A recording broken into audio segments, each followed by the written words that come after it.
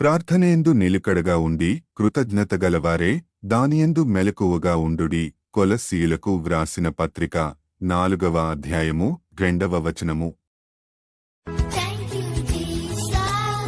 ప్రార్థనేందు నిలుకడగా ఉండి కృతజ్ఞతగలవారే దానియందు మెలకువగా ఉండుడి.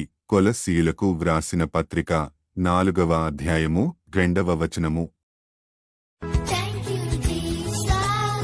ప్రార్థనేందు నిలుకడగా ఉండి కృతజ్ఞతగలవారే దానియందు మెలకువగా ఉండుడి.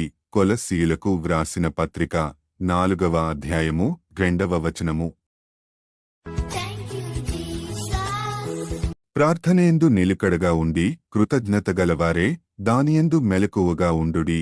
కొలస్సీయులకు వ్రాసిన పత్రిక 4వ అధ్యాయము 2వ వచనము.